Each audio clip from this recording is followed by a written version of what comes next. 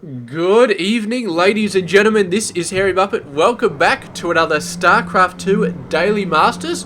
Going to be checking out, well, we just saw the GSL and went through all of the round of 32 of Premier League, seeing all the different players in the South Korean GSL. So I thought, let's do the other regions as well. So we're in the WCS Season 2 American Premier League. And in the round of 32, going through and seeing every single player. So joining up, playing up, whatever. So this is going to be good. And we've started with two absolutely insane players. So down the bottom right side of the map, Mr. HuK is 25 years of age. He is from the United States and from Canada and plays for Team Evil Geniuses. And yes, he is definitely a very awesome player, but his opponent is one of the most awesome in StarCraft 2 existence, in my opinion anyway, is Mr. HerO. He is 24 years of age, from South Korea, plays for Team Liquid, and yes, he's definitely one of the best.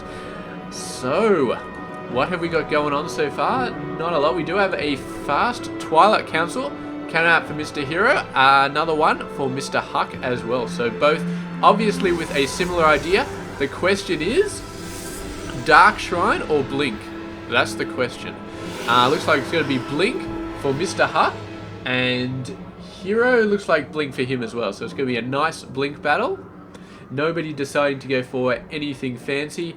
It could have been a Dark Shrine, which of course is good not only because you can send Dark Templars out there and annoy your opponent, but you know, if that doesn't work out, if you don't manage to kill them like that, or at least do massive amounts of damage, you can always make Archons out of it, and Archons are an exemplary PvP unit, so they're just great at everything. They're great at destroying Zealots, they're great at soaking up damage from Stalkers, they're great at everything. So yeah, we do Hallucinated Oracle. Trying to fool somebody here, but that thing died way too easily, so I don't know if HuK realized that that's a hallucination. I would not be surprised if he did realize it's a hallucination. Just HerO, I mean, is a very, very nice play, trying to mask the fact that he does have a Twilight Council, because obviously that's in terms of timing, obviously that's just the timing for an Oracle to come out. But yeah, time will tell if HuK was fooled by that. Yeah, it's going to be interesting. Well, I mean, he doesn't really have to do anything if he does believe there is a Stargate out there. All he has to do is get Blink Stalkers. He's already got Blink Stalkers, so he doesn't really have to do anything more about that. All it can tell him is, that my opponent has something else, has something different, has a Stargate coming out. And maybe the point of that is to bait HuK into moving out a little bit sooner and attacking, because obviously if there's a Stargate out there, then these 5 Blink Stalkers are going to have a very, very good chance at doing some damage, when in fact we know that HerO has 5 Blink Stalkers already, and will probably have more in the defensive point of view by the time that HuK gets there. And if there's like 5 of these guys and sentries and a bunch more Stalkers come out, by the time these 5 Stalkers get in, then definitely, yeah, HuK will be pretty screwed, because Blink, will not be able to save him because his opponent has Blink as well. So yeah, it could be a trick to sort of pull HuK in a little bit early to make him think that he's got the better army, when in fact he doesn't. He's got an equivalent army, but he's not going for it. He's not going in. So yeah, my guess would be that he realized the Oracle was a decoy, because of course it died so fast. I mean, I don't know if they die the same amount, but I think that Oracle just died really, really fast. So yeah, that's something that I need you guys to comment on, because I'm really not sure. Do hallucinated units take extra damage? That's the question. And I really, really would like to know the answer to that, because I actually don't know. I really don't. It's very, very hard to tell. So yeah, moving on. Looks like HuK is happy to just bounce around with his Stalkers for the moment, watching out for invisible oracles. The fact that he's bouncing around this area makes me think that he's expecting another Oracle to come along, which of course we know is not one is not going to come across, but yeah, that's interesting. That's very interesting because, yeah, Stalkers dancing around this area, the only reason they could possibly be dancing around this area is waiting for Oracles.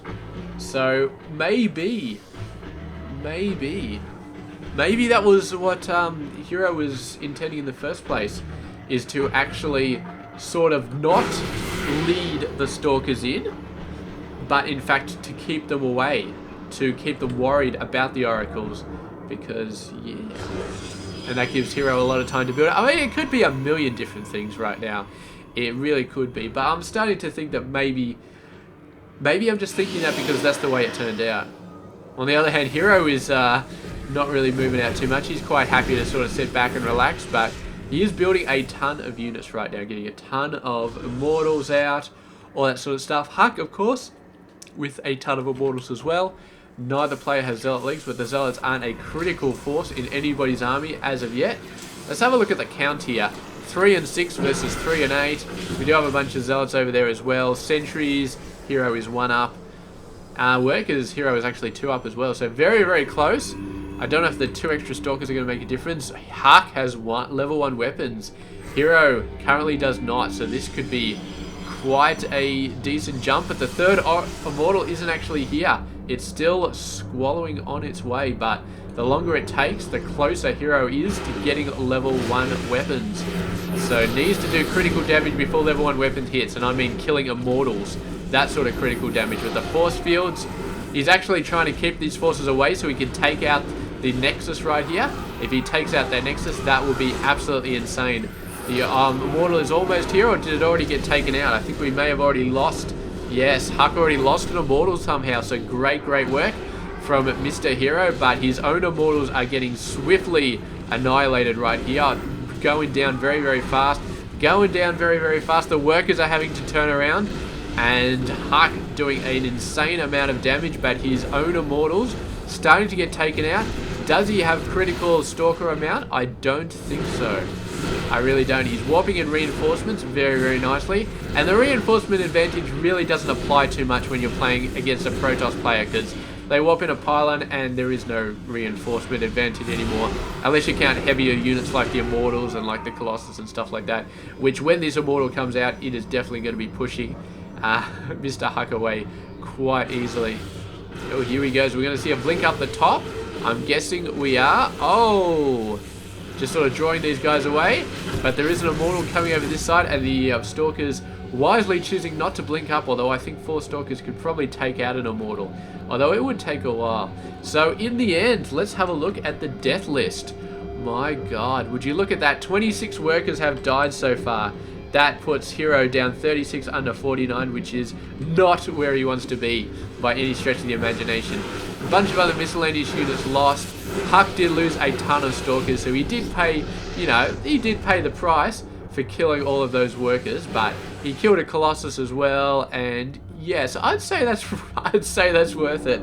Almost certainly, but HerO he's lost 26 workers, but he's not 26 workers behind. He is looking he's looking like he's getting back into it, and we'll see what HuK can make out of this advantage that he's managed to carve himself. He's not building workers at the moment, so HerO is swiftly going to be catching up right here.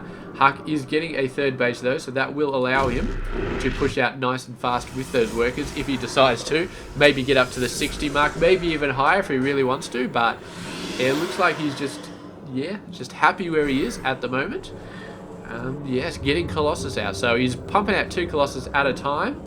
And yeah, if I was pumping out 2 Colossus at a time, I would be pretty happy as well, because that's pretty insane. Army size is definitely starting to favour him. He's got a ton of units out there. Even an Archon out there, a bunch of Zealots as well. So he is looking quite a bit better than Mr. HerO at the same time.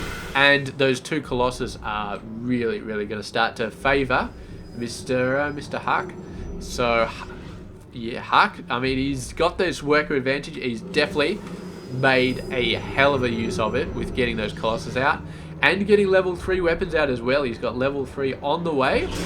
HerO just now finishing level 2, but it'll still be a little while. Do we have Zealot legs? No.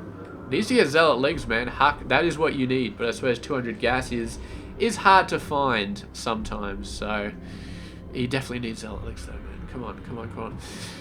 HerO just about to finish Zealot legs and just about to finish a third base as well. But of course, HuK does have his third base down already. He's pushed up to 55 workers. Maybe going to go to 60 at some point. I do not know. But ooh, what's going to happen? Actually got a Warp Prism coming out here. I'd love to see some Warp Prism micro if there's Immortals. We saw that at a game a few days ago between, I think it was a Protoss and a Zerg player. And Warp Prism micro with the Immortals was absolutely insane. But we'll see how it goes. Moving in, and the Zealots with their legs are definitely very, very scary to these Stalkers. So they're going to be running away. Meanwhile, though, massive army coming in from HerO, and the defenses from HuK. Not sure if they're going to be as good. He's got a massive amount of Colossus, but does he have the buffer units to support those Colossus? I do not know if he does. He really needs those Stalkers back here. He's going to be warping as much as he can. 2 more Colossus coming in as well, which is going to be sweet. The Stalkers managed to kill the Zealots, and now they're going nuts on this base. Not a lot that HerO can really do about this because he's got all of his units down here. There he goes, moving on in. The Colossus, of course, can run up on the top side. Those Stalkers did not last half a second right there. And I can't even tell who Zealots these guys are running in, but it turns out they are HuKs. The Immortals trying to get in nice and close. Doing a pretty good job of hitting the Colossus. You can see at least one of them did go down. The other 3 looking very spotty. But the rest of them do survive. And they're going to try and push these forces away. But the forces are pushing in, trying to get some maximum worker damage. But more Zealots warping in. Oh, is this an Immortal drop? It's an Archon drop, which is almost as good. But this guy does go down very, very quickly. And it looks like HuK has fought this off. Did not lose any major buildings. Did lose a fair amount of his army. Oh, and we've got a bunch of Archons coming down here as well. But the Stalkers are back. And they are destroying everything in sight. And HerO has given the GG. So he had a good crack sending his army in.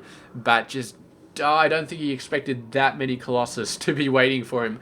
HuK, man, did a brilliant job at making use of that macro advantage when he had it. And the fact that the third base for HerO went down and he could not do any sort of critical damage to HuK, that's it. I mean, he did kill a fair amount of workers. I'll give him that. He did kill a decent amount of workers, got HuK down to 43, but with the third base out there, still going strong, he knew that he was never going to make it happen. So that's it. HerO gives the GG, and HuK takes a very, very well-earned victory there. So thank you very much for watching this game, and I will catch you guys tomorrow with another one. Stay tuned.